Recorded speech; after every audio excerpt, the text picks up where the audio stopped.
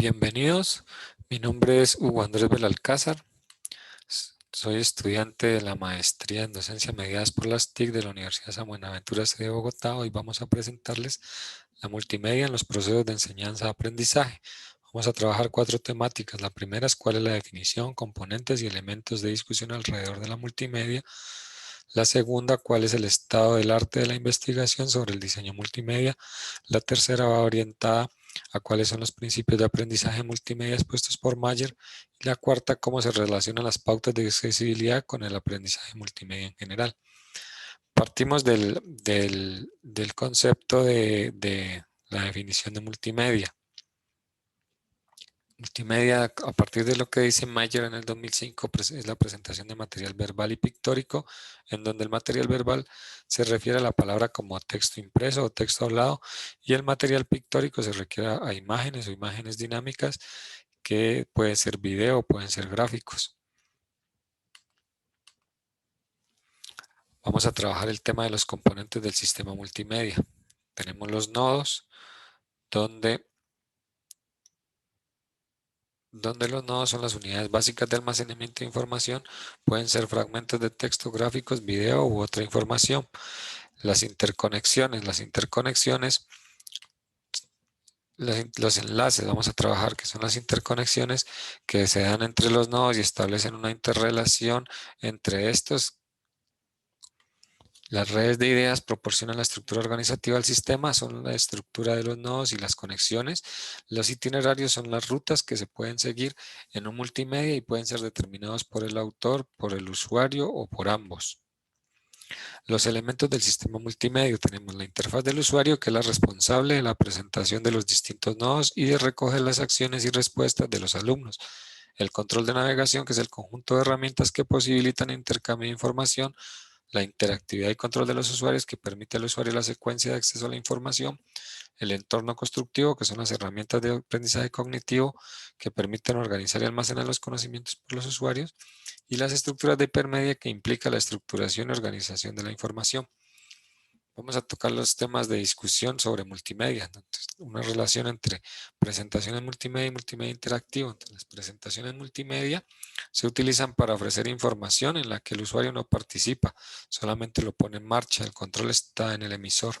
Y el multimedia interactivo, el usuario participa y se le ofrecen trayectorias alternativas que presentan la información en función de la respuesta y elección del usuario.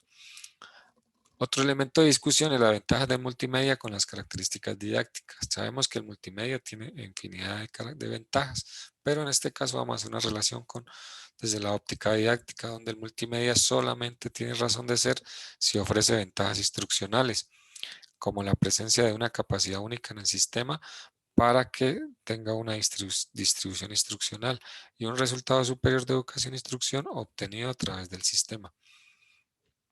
Los elementos de discusión, otro de los elementos de discusión es la desorientación del usuario, que está relacionado directamente con las estructuras no lineales, que puede suponer de pronto que el usuario pierda el interés rápidamente o tenga menos motivación para seguir con las ideas que se quieren plantear.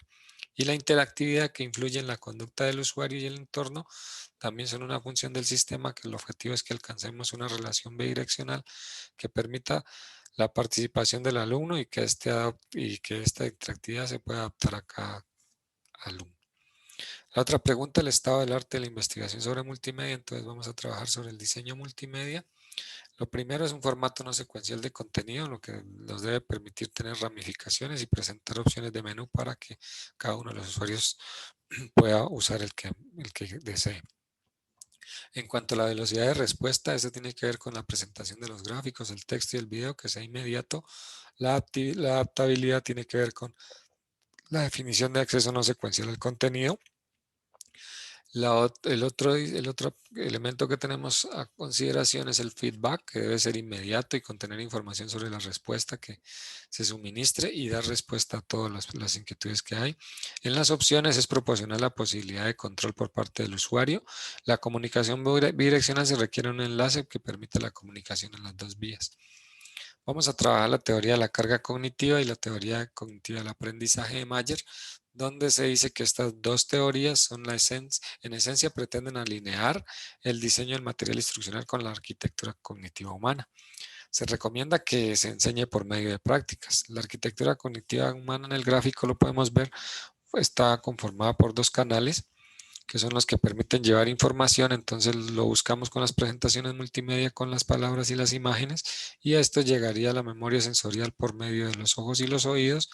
Posteriormente pasaría a la memoria de trabajo, donde se organizan las palabras y las imágenes para crear modelos verbales, modelos gráficos, y esto a la memoria de largo plazo, con base en el conocimiento previo, relaciona estos dos modelos generados y ya se da un conocimiento. Miremos cómo funciona el cerebro, cómo se procesa la información. Otra vez retomamos la memoria sensorial que recibe los estímulos y almacena por muy cortos tiempos, pasa a la memoria de trabajo donde se retiene y manipula la información entre 15 a 30 segundos, la capacidad de procesamiento es limitada y ya pasa a la memoria de largo plazo donde se organiza, se estructura y se almacena en forma de esquemas o constructos cognitivos que ya nos empiezan a generar ya aprendizajes. La carga cognitiva y sus tipos. Entonces, la carga cognitiva es la cantidad total de la actividad mental procesada conscientemente en un momento dado cuando un sujeto está resolviendo una tarea. Tiene tres tipos: la intrínseca, que es la inherente a la complejidad de la tarea y el nivel de experiencia del aprendiz. Entonces, podemos decir que alguien está aprendiendo algo, le puede parecer difícil desarrollarlo, pero quien ya tiene experiencia lo puede desarrollar de manera muy fácil. La carga cognitiva extrínseca es aquella que es innecesaria, satura, contamina y afecta la memoria de trabajo. La cognitiva relevante es la que es la directamente responsable de contribuir al aprendizaje. Vamos al otro punto, los principios de aprendizaje multimedia de Mayer 2004. El primero de ellos es el principio de coherencia. Entonces, si algo no es relevante y no apoya el aprendizaje, se debe eliminar de la presentación. Los principios de señalización es utilizar elementos gráficos para indicar dónde se debe poner la atención. El principio de redundancia es utilizar imágenes con narración o imágenes con texto, pero no las tres. El principio de contigüidad espacial, que es presentar las imágenes junto con sus respectivos textos. El principio de temporalidad, que es siempre mostrar las imágenes y los textos al mismo tiempo. El de segmentación, que es presentar contenidos en secciones cortas. El de preentrenamiento, que es antes de mostrar los contenidos e introducir los contextos. El de modalidad, que es presentar imágenes más narración, es mejor que presentar imágenes más texto. El principio multimedia es presentar imágenes y palabras al mismo tiempo. El principio de personalización es utilizar un vocabulario y un tono adecuado pero amigable de acuerdo con el público objetivo. El principio de voz es preferir la voz humana antes que la voz generada por el computador. El principio de imágenes: si se graba una voz en un video tutorial, no es necesario incluir la cara.